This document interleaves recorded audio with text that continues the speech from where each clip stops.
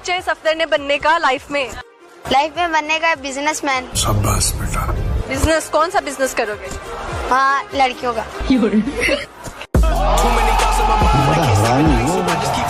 भाई लोग इन दिनों पाकिस्तान में इस कदर कंगाली चल रही है कि लोग एक वक्त की रोटी के लिए कुछ भी करने को तैयार हैं। कोई लड़कियों का बिजनेस करने को तैयार है तो कोई चोर डकैत बनने को तैयार है। खर्चे पूरे नहीं हो रहे। खर्चे क्या, मैं कहता हूँ डकैती के लिए तैयार हो रहे हैं हम लोग, चोरी के लिए।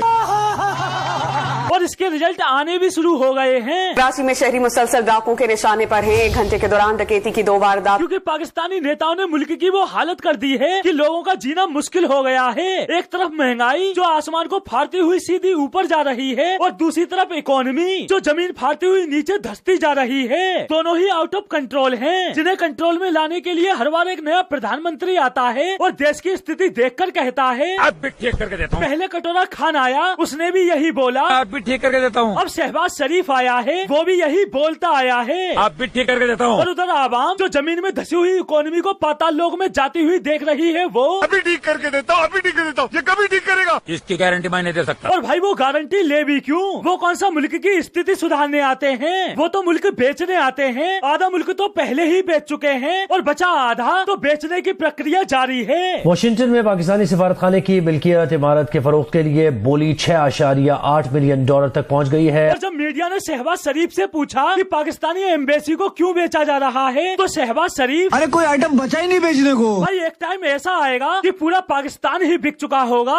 बचा पीओके जिसे बेच नहीं सकते, क्योंकि वो तो इंडिया का होगा ना। मैं तो कुछ और ही समझ रहा था। भाई सोचो, पीओके इंडिया का होगा, आतंकियों का नामो निशान मिट चुका होगा, पाकिस्तान दिवालिया हो चुका होगा, कश्मीर में शांति होगी तो कैसा लगेगा? बहुत अच्छा लगेगा। लेकिन भाई अभी इसमें थोड़ा वक्त लगेगा, क्योंकि अभी तो पाकिस्तान सिर्फ टेक्निकली डिफॉल्ट हुआ है, अभी तो पूरी तरह डिफॉल्ट होना बाकी है। हालांकि डिफॉल्ट होने की ऑफिशियल घोषणा कभी भी हो सकती है, क्योंकि पाकिस्तान की हालत 7.5 लाख पाकिस्तानी मुल्क छोड़ के चले गए इन पिछले 7 महीने में। खराब मौशी हालात के बायस बड़ी टेलीकॉम कंपनी ने पाकिस्तान छोड़ने का फैसला कर लिया है। पाकिस्तान जनूबी एशिया रीजन में दूसरा महंगा तरीन मुल्क करार। मतलब पाकिस्तान से आगे सिर्फ श्रीलंका ही है जो कब का डिफॉल्ट हो चुका है, और अब अगला कौन होगा? पाकिस्तान। अबे जोर से बोलो। पाकिस्तान। भाई डिफॉल्ट तो पाकिस्तान कब का कर चुका होता। वो तो इन सालों का नसीब इतना अच्छा है कि जब जब पाकिस्तान का दिवालिया होने वाला होता है, बंदे कहीं ना कहीं से भीख बटोर ही लाते हैं। मानो पीएम बनने से पहले बंदों को भीख मांगने की स्पेशल ट्रेनिंग दी जाती हो। और भाई ये देखो, सत्ता में आने से पहले हर पाकिस्तानी नेता बोलता है इमरान खान का आपका प्राइम मिनिस्टर हो तो भागा फिरे दुनिया में पैसे मांगते हुए,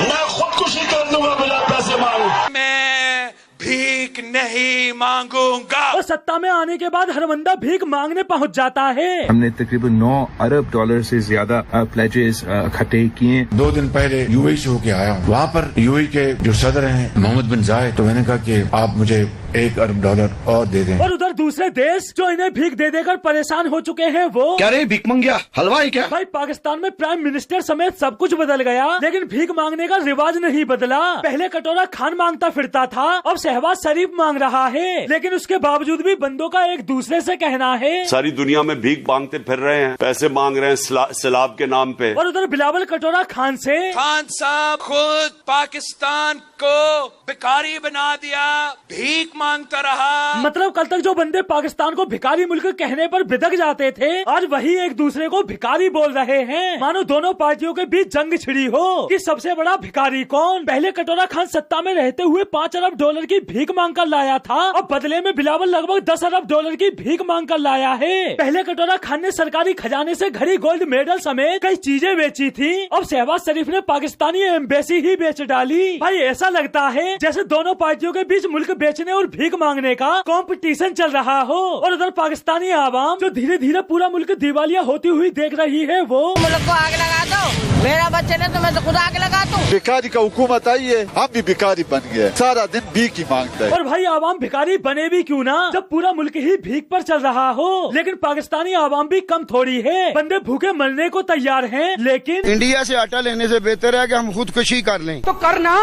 परेशान हो गए हम लोग 2.5 साल से। भाई इन पोरकियों का कुछ नहीं हो सकता, बंदे खुदकुशी करने को तैयार हैं, लेकिन इंडिया से आटा लेने को तैयार नहीं। और उधर इन बंदों की ये बकचोदी सुनने के बाद भारतीय सरकार मैं भाई तू वापस जा। नहीं भाई ये स्कीम तेरे लिए है ही नहीं। ये ले किसी अरे मैं पैसे लेके जा अपने बच्चों को मिठाई खिला जा। मतलब इन पोर्कियों में जहालत इस कदर कूट कूट कर भरी हुई है कि बंदे बेहतर हूरों से बाहर निकलकर कुछ सोच ही नहीं पाते। बंदे रोटी की जगह घास खा लेंगे लेकिन इंडिया से आटा नहीं लेंगे। हाँ, लेकिन बात अगर कश्मीर की हो तो पोर्की आप दो ना भाई, दुनिया कहाँ से कहाँ पहुँच गई। टेक्नोलॉजी का दौर आ गया, यहाँ तक कि आदमी चांद पे जाके नाक छिनक आया। लेकिन इन पोर्कियों का रागे कश्मीर खत्म नहीं होता, जबकि इनके मुल्क के हालात आटे के लाले पड़े में। लेकिन पाकिस्तान की इस हालत के बाद भी बंदों को अब भी पूरा भरोसा है एक दिन आएगा कि पाकिस्तान भी दुनिया की बड़ी मईशत बनकर उभरेगा। अच्छा, लेकिन अभी इसमें 50 साल का अरसा लगेगा। खाने को चने नहीं पिछवाड़ा मांगे जायफल, तनख्वाह 550, कंधे पे टांगे राइफल। पहले पोर्कियों तुम एक बात बताओ, तुमने पाकिस्तान को समझा क्या है? इंडिया समझा जो पाकिस्तान दुनिया की बड़ी महीसत बनकर उभरेगा। अगर तुम्हें ऐसा लगता है तो तुम्हारे मुंह पर पानी फेंक मारता हूँ मैं। तुम सालों कल भी भिखारी थे,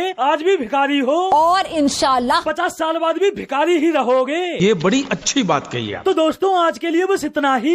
सिचुएशन ये वीडियो जब आई थी ना, और उसको लेकर आज भाई दोनों मिलाकर इकट्ठी इससे भी और काम ऊपर चला गया और बहुत ही ज्यादा महंगाई होगी। लेकिन हर एक बंदा यही बोल रहा है कि भाई महंगाई नहीं है। जो हमारे मतलब अपोजिशन जो अब की गवर्नमेंट है वो तो बोलती भाई महंगाई है ही नहीं ना, बस ऐਵੇਂ ही बंदे मजाक कर रहे हैं, सड़कों पर निकल रहे हैं, इधर उधर कर्जा मांग रहे हैं, कुछ भी नहीं, महंगाई नहीं। लेकिन इधर भाई देख लो कि हमारा डॉलर का आज का रेट भाई 80-90 पर चला गया ओपन पर और 70 पर है। वैसे है कि महंगाई फिर खुद ब खुद ही होनी। लोगों ने कहने, असल में हुकूमत में जो बैठे ना उन्होंने कहना ही है कि मतलब इनको फील नहीं हो रही। उसकी रीजन क्या है? उसकी रीजन भी यही है कि आपके सामने जो है ना वो 2-3 चीजों की कीमत या बढ़ती है ना, तो हर चीज की जिस तरह डॉलर रेट है। जो सबसे ज्यादा जो बढ़िया वाला पंच था ना, अभी ठीक करके देता हूँ मैं।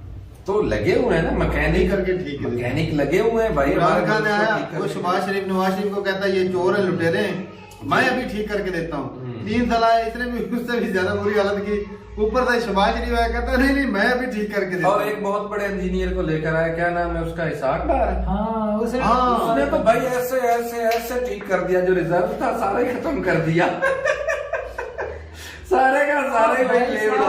जब वो लंदन में था तो उसके जो है ना फ्रीज कर दिए गए थे अकाउंट, अब उसको ओपन कर दिया, अब उसमें रिजर्व का पैसा भाई लेकर उड़ जाओ, तू ले ले।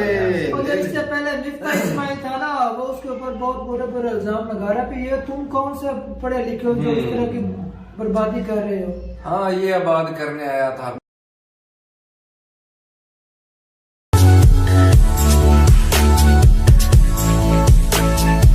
तो ये वीडियो का टॉप था कि दिवालिया हुआ पाकिस्तान और हर तरफ मची लूट मार। भाई ये बिल्कुल 110% तिब्रू भाई ने अच्छी तरीके से रोस्ट किया। मैं तो कहता हूँ इससे भी बेहतर से बेहतर रोस्ट मुझे देखने को मिला। पाकिस्तान की हालत बिल्कुल इसी तरह की है। पाकिस्तान एक तरफ तो कहता है कि वो खुद ही अपने हमारे प्राइम मिनिस्टर कह रहे हैं हमारे एक हाथ में एटम बम है, मतलब हमारे हाथ में एक तरफ पावर है, दूसरे हाथ में कटोरा का शकोल है। तो उस कौम की, उस मुल्क की क्या हालत होगी जो इस सूरत हाल से गुजर रहा होगा। सोचिए जरा, ये बिल्कुल अच्छे तरीके से रोड किया। और साथ साथ जो क्या रहे हैं कि हम मर जाएंगे, भूखे मर जाएंगे, लेकिन इंडिया से आटा नहीं लेंगे।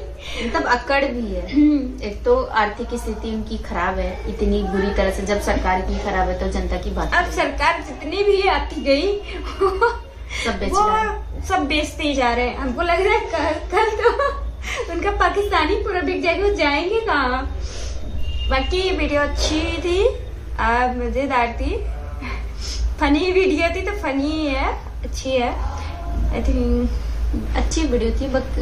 रही बात हमारी इंडिया की कंपेयर हम किसी से नहीं कर सकते, क्योंकि हमारी इंडिया की तो बात चल रही है। हाँ, और क्या कह रहे हैं अभी सुनने लगे कि अभी नहीं ठीक है, लेकिन आगे चल के हो जाएगा, लेकिन कब होगा कभी। तो असद भाई के जो ऑपरेशन थे, आज कुछ बम फोड़ने वाले हैं तिब्रू भाई के खिलाफ। बहुत सख्त तबीयत बैठे हैं कि क्या उन्होंने गलत कोई बोला है कि पाकिस्तान। भाई पहली बात तो ये है कि तिब्रू जैसे बच्चे कुछ भी मुंह में आता है तो बके चले जाते हैं, नहीं बात नहीं है। अच्छा आप थोड़ी सी लैंग्वेज अच्छी कर रहे हैं। हाँ, मैं यही बात कहूंगा कि अगर वो बुरा बोलते हैं तो लाजमी नहीं कि अब मैं हर वीडियो में इनकी उतार कर इनके हाथ में बताऊं। बात सिर्फ ये होती है कि जो अल्फाज बोले जाते हैं ना, वो आप ये अक्कासी करते हैं कि आप कितने नॉलेज रखते हैं और कितने बात अदब है। और यार उन्होंने रोस्ट किया, क्यों सीरियस ले जाता हूँ? आप हर वीडियो में भाई टिब्रू भाई सीरियस ले जाते हैं, जैसे आप अना का मसला बना लेते हैं। आप उस पर रोज के बजाय जवाब दे सकते हैं, कुछ भी बोल सकते हैं। महंगाई तो मुल्क में है, इसमें तो कोई शक तो फिर क्या रोना, रोते